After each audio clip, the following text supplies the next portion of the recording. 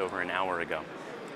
Propellant loading began shortly thereafter. Currently, the first stage and the second stage are both full of RP1, the kerosene propellant, although we're going to top up the first stage at about T-minus 7 minutes just to make sure it's totally full. Helium loading began at T-minus 15 minutes, and that's what keeps the tank pressurized when we're emptying it of propellant. And Dragon is also getting ready. It began its auto sequence at T-minus 35 minutes. That's when it coordinates timing with Falcon 9 and makes sure its systems are all healthy.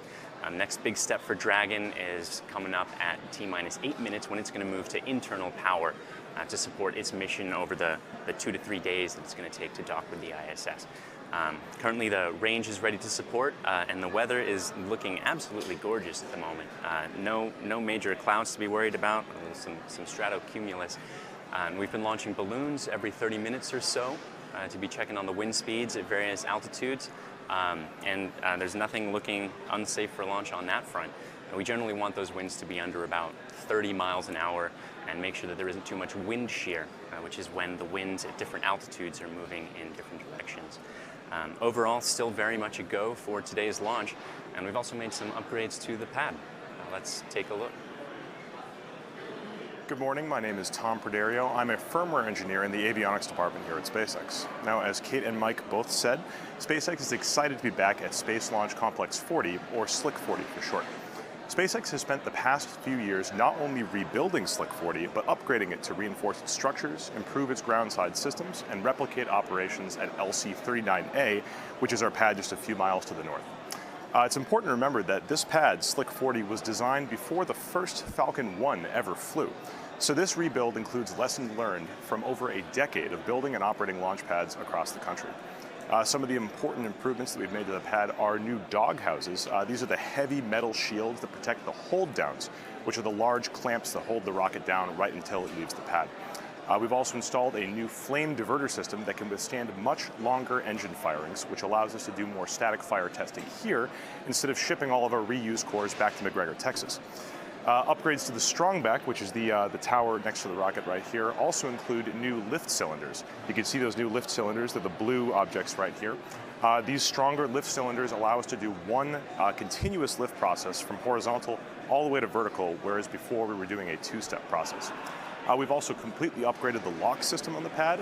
This allows us to do much faster densification and loading that LOX onto the rocket once it's dense. Overall, SLC 40 has been upgraded with additional redundancies to make it safe and reliable as its LC-39A cousin to the north, which is helpful as SpaceX often sends employees and equipment between the two pads, so it's good to have as much commonality as possible between them. Together with Pad 39A and our West Coast launch site in Vandenberg, SpaceX now has 3 operational launch pads. More launch pads means more launches, which is the key to full and rapid reusability. 11 years ago, Dragon was just a design on a piece of paper. Today, it's the only vehicle flying that can deliver significant cargo both to and from the International Space Station, and it's been an exciting ride to get us to where we are. In 2010, SpaceX became the first private company to send a spacecraft to orbit and return it to Earth. 2 years later, in 2012, Dragon became the first privately developed spacecraft to visit the ISS. Since then, SpaceX has made a total of 12 trips to the ISS, and we're under contract with NASA for a total of 20 cargo resupply missions. We're currently flying cargo missions, but ultimately we will fly astronauts on crew missions, with our first crew demo mission slated for next year. Whether we're flying cargo or crew, our relationship with NASA is instrumental to mission progress and success. Today's mission marks the second time we've sent a previously flown Dragon to the ISS. The first time a Dragon was reused was on CRS-13 in April of this year. Today's spacecraft was flown for the first time on CRS-6 in April of 2015. That happens to be a mission that I remember quite well, as it was my first rocket launch as a SpaceX employee. Dragon has come a long way from just a design on a piece of paper, and we chatted with Dragon Mission Management Director Jessica Jensen to find out more about that journey as well as today's mission. Hi, my name is Jessica Jensen. I'm the Director of Dragon Mission Management here at SpaceX. My group is the main interface with NASA for the Cargo Resupply Services contract. And what that means is we're responsible for two main areas. One is integrating the cargo on the vehicle, and two is meeting all of NASA's safety requirements. In our partnership with NASA, we have a contract for cargo resupply services to the space station. The first contract was set up for 12 missions, and we recently completed the 12th mission in September of this year. Then we have 8 more follow-on missions for this contract, and then after that, we jump onto the CRS-13 contract. And that is where we're going to be using the Crew Dragon vehicle to transport cargo to and from the space station. And the nice thing about that is the Crew Dragon vehicle has additional safety features beyond the vehicle we're currently flying, as well as a significant increase in capability of the type of research and science payloads we can fly. Dragon carries 2 types of cargo, unpressurized cargo and pressurized cargo. In the pressurized section of Dragon, we carry about 3,600 pounds of cargo. These are all items that are going to stay inside the ISS, primarily for the astronauts that are there. So these are things such as food and coffee, but all kinds of science experiments as well. For the unpressurized cargo, this is International Space Station hardware or payloads that are destined for use on the outside of the space station. Almost just as important as carrying cargo to the space station is safely bringing cargo back home. So the first thing we do when a Dragon gets home is unload all of the cargo and turn that over to NASA. After that, Dragon is shipped to the SpaceX facility in McGregor, Texas. In order to refly a Dragon capsule or a Falcon 9 first stage, several analyses, inspections, and tests have to be completed. And so it's one of the areas we do a significant amount of inspection and testing, and we also do it in coordination with NASA. NASA has been an amazing partner to SpaceX. We couldn't have done any of this without them. We look forward to carrying literally tons more cargo to the space station to keep the astronauts very busy. As you just heard from Jessica, Dragon is packed full of supplies and science payloads for today's mission. Now, there are 2 main big external payloads in the trunk of the spacecraft. That's the lower section of the spacecraft right there. One of them is called the Total and Spectral Solar Irradiance Sensor, which measures the sun's solar energy flow to the Earth and how our atmosphere responds to it. And then also the Space Debris Sensor, which is a sensor that detects and measures the effects of tiny space junk particles that the ISS collides with during its trip around the Earth. Now, inside Dragon are dozens of other experiments, including technology demonstrators for cell science and fluid experiments, microgravity materials fabrication experiments, which attempt to manufacture polymers, crystals, and even fiber optics in space, and biology experiments, including plants, rodents, and even the behavior of astronauts themselves. There's even an experiment to grow barley in space, which would be the first step to an on-orbit brewery. Dragon serves a critical role not only in bringing these experiments up to the ISS, but also back down to the Earth for analysis once its mission is complete in just a few weeks from now. We are at T-minus 5 minutes, and that means Falcon 9 is stepping into the final phases of terminal count. The liquid oxygen load on both stages just completed, and Falcon 9 is now performing its final checkouts to make sure that all of its primary systems will work in flight. Those checkouts include the communication systems and the avionics systems, all of which are looking totally nominal, just the way we like it. The engine chill began a few minutes ago at T-minus 7 minutes. That gets the engines cold enough to safely move propellant without causing it to accidentally boil. The next checkouts are the thrust vector control checkouts at T-minus 3 minutes, where we wiggle the engines to make sure they'll be able to properly steer Falcon 9 during ascent. Falcon 9 is going to enter startup mode at T-minus 1 minute, at which point it is in full control of the remainder of the countdown. Dragon, of course, also performing its own final checkouts to make sure all of its primary systems are going to be working in flight. Again, it's going to take a couple days to get to the space station. And just before liftoff, watch to see the strong back retract to give Falcon 9 a bit more clearance during launch. Currently, the range is a go. Everything weather-wise is still looking golden. And let's listen in to the last couple minutes of terminal count.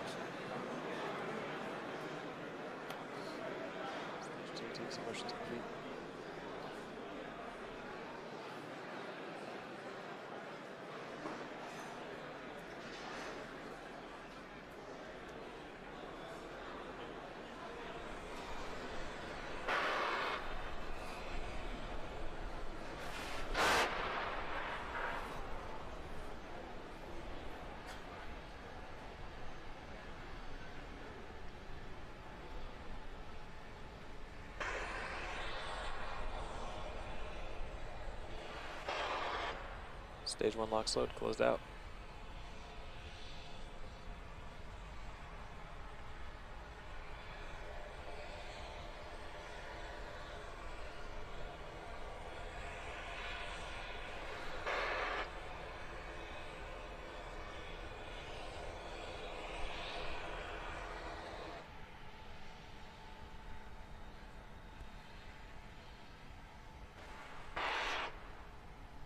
Vehicles transitioning to internal power.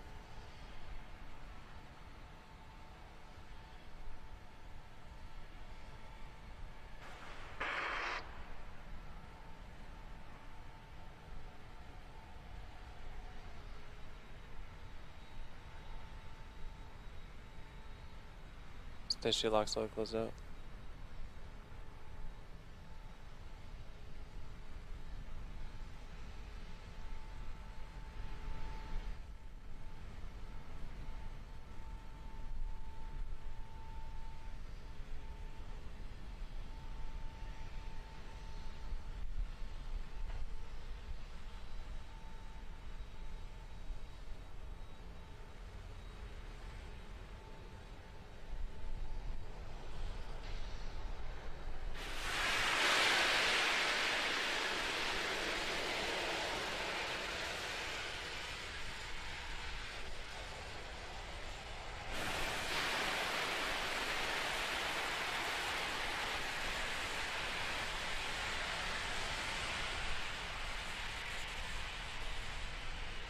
AFTS is ready for launch.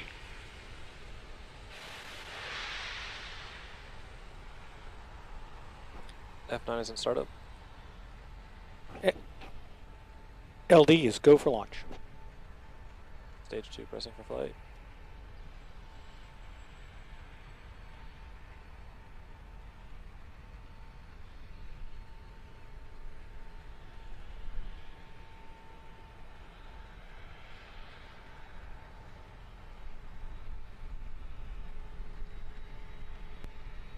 T-minus 30 seconds and count.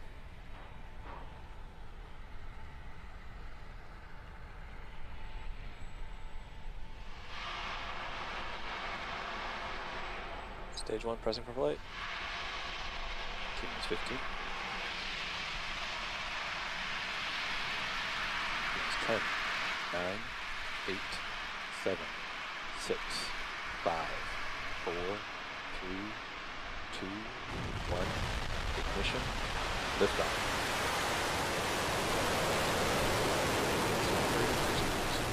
So here, post-launch flight operations. Towers covered.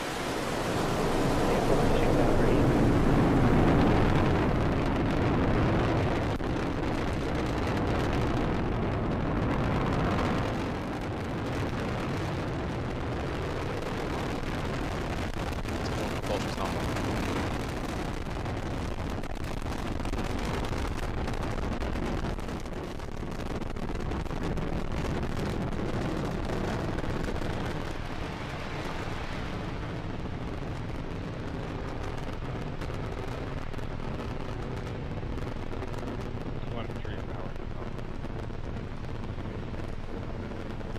You saw it on the screen and heard the call-outs.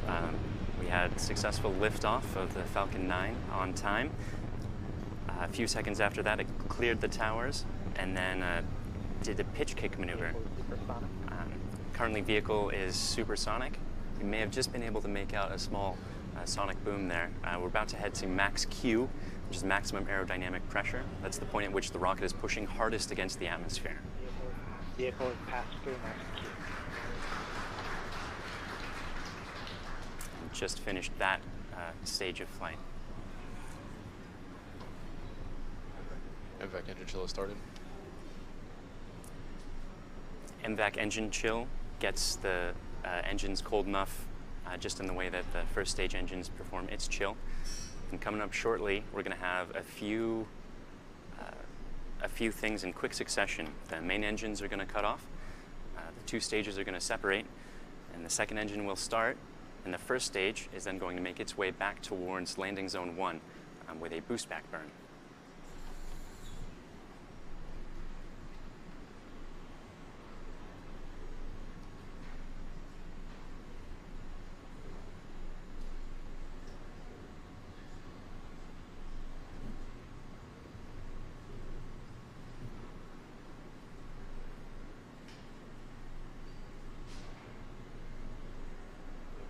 ahead, Miko.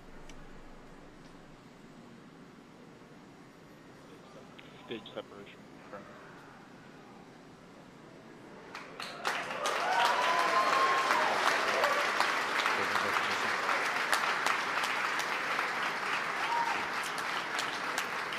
Dropped it.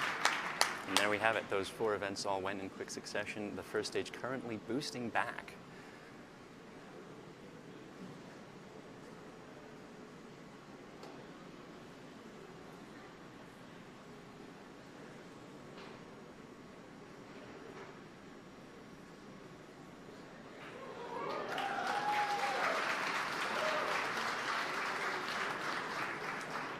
We've also gotten confirmation that the second stage trajectory is good.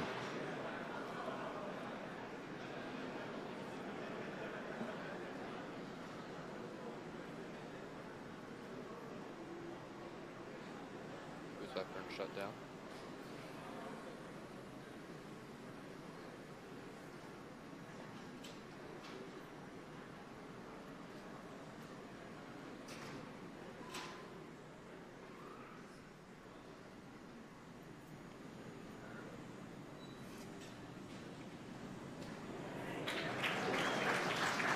Okay, so on the left-hand side of your screen, you just saw the grid fins deploy. Quick recap for those of you that may have just joined us. We've had a successful launch of Falcon 9 for Dragon to the International Space Station. We have had a stage separation, and on the left-hand side is the first stage, Falcon 9, returning back to landing zone 1 in Florida. We just had a phenomenal camera shot from our ground tracking cameras of the first stage and second stage separating, and then that first stage boost back burn. Currently, the first stage on the left-hand side of your screen is about to enter its re-entry burn phase. This is when it slows itself down before it hits the dense part of the atmosphere so that there's no aerodynamic heating of those engines which are coming in head first. And that shot that you see on the right-hand side of your screen, that is the second stage engine glowing brightly. Personally, one of my favorite shots that we can get during a launch as it carries Dragon towards the International Space Station. So first stage on the left-hand side, second stage on the right. On the left-hand side, that first stage, you can see those cold gas thrusters. Those are orienting the stage as it goes to the upper regions of the atmosphere. And then as the air gets thicker and thicker on its way down, we start using those grid fins, which you just saw deploy, to steer the stage back towards a safe landing at Cape Canaveral Air Force Station, landing zone 1. Yeah. So we have a total of 3 burns that the first stage will perform. You've already saw the boost back burn. We're getting ready for the re-entry burn, and that's to slow it down. And then finally the landing burn. And we're about 30 seconds away from that re-entry. You can actually see the edge of Cape Canaveral in the screen on the left-hand side there. So as we get closer and closer to the ground, we should be able to get continuous video all the way down towards touching down on that pad. Yeah. It's beautiful. Daytime launch, can't get any better than that. They're gorgeous shots. Remember on the right-hand side, the primary mission, that's a camera mounted towards the bottom of the second stage. On top of that second stage, the Dragon spacecraft. Let's get an update on how it's doing right now. We're at T plus 5 minutes and 55 seconds, and the second stage is still moving along at full power towards the International Space Station. Quick recap of the mission thus far. First stage had an on-time launch at 10:26 Eastern. We've just moved into entry burn startup, and you can see that happening on the screen on your the left side of the screen.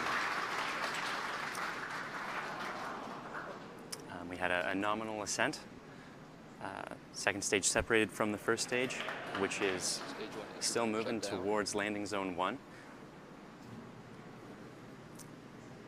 The Dragon nose cone was deployed, and power and trajectory are both still looking good on stage 2.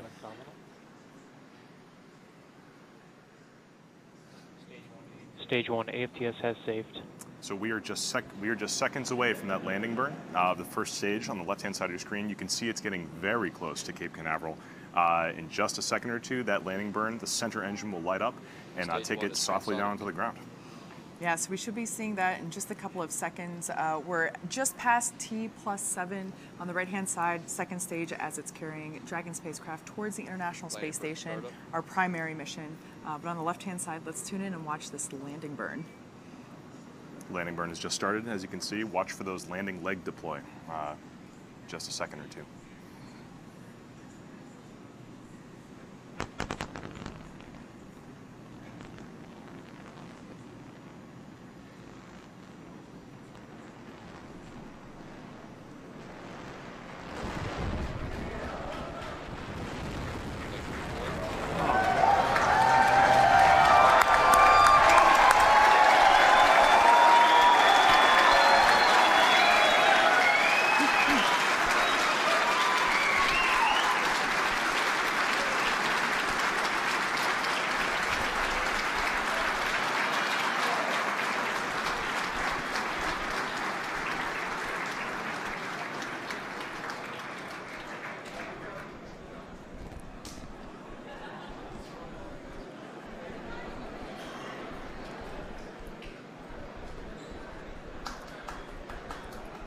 You just saw the first stage land on landing zone 1. That marks the second successful visit to and from space for this particular booster. MVAC-D, the Merlin vacuum engine that you're currently seeing on your screen, has slowly begun to power down as expected. The second engine cutoff is coming up in about 20 seconds. Second stage AFTS has saved. At that point, the second stage and Dragon will be coasting towards its rendezvous with the International Space Station. We'll confirm we've entered the correct orbit, and then Dragon will deploy from the second stage.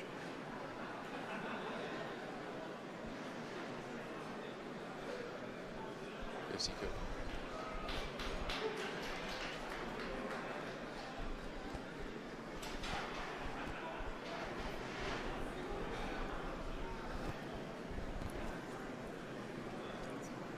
GNC confirms good orbit insertion.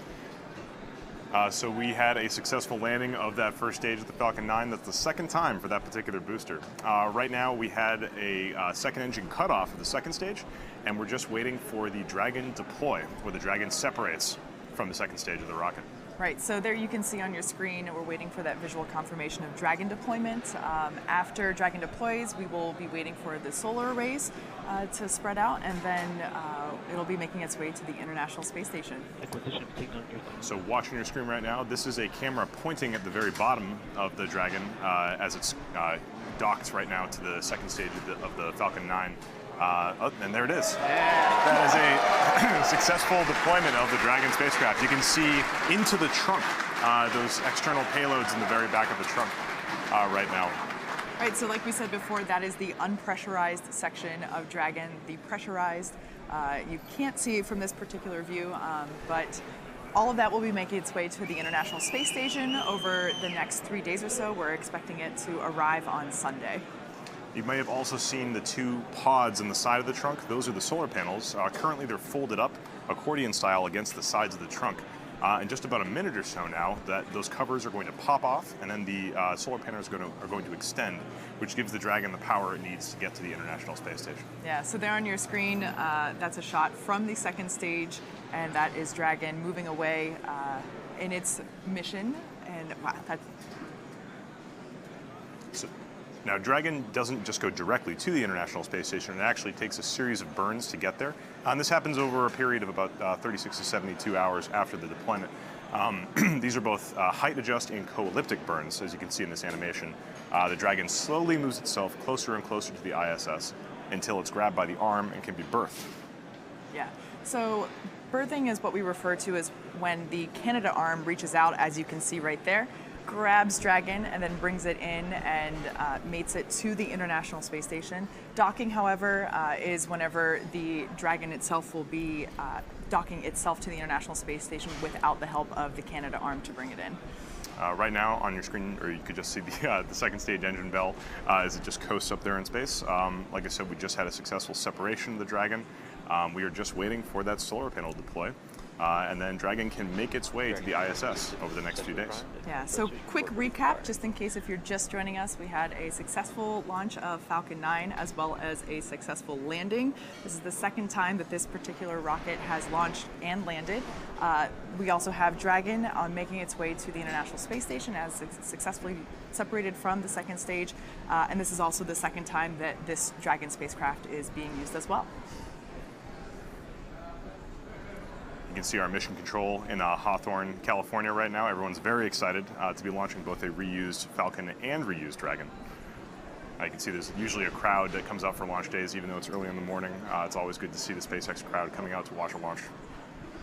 So the view on your right is a shot of the second engine. Oh, and there's the visual confirmation of the Dragon solar arrays deploying. So those solar arrays are normally packed up against the side of the trunk. You can see them accordioning, folding out. Dragon has batteries on board that allow it to collect energy, and those solar arrays just make sure that it's topped up for the next few days as it gets closer and closer to the ISS. Expected loss of signal, Bermuda.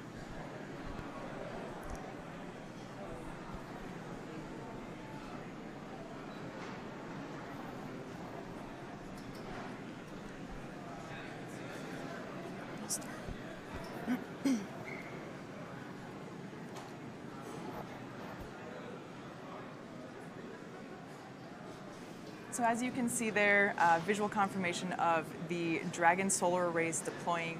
At this point in time, that's all we're going to follow for today's webcast. However, that's not the end of the mission. Dragon still has a couple days to go before it reaches the International Space Station.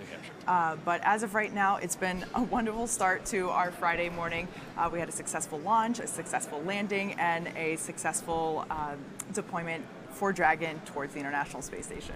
Though Dragon's mission is not yet complete, this is going to bring our webcast coverage to a close. Right now, we'd like to thank our customer, NASA, for helping us out in yet another commercial resupply services mission. We'd like to thank the Air Force for supporting, and the FAA, of course, and you, the viewer, for tuning in. Thank you. And if you'd like to come join us to work on missions like launching Dragon to the International Space Station, check us out at spacex.com/careers and look for future updates from us on our social media accounts.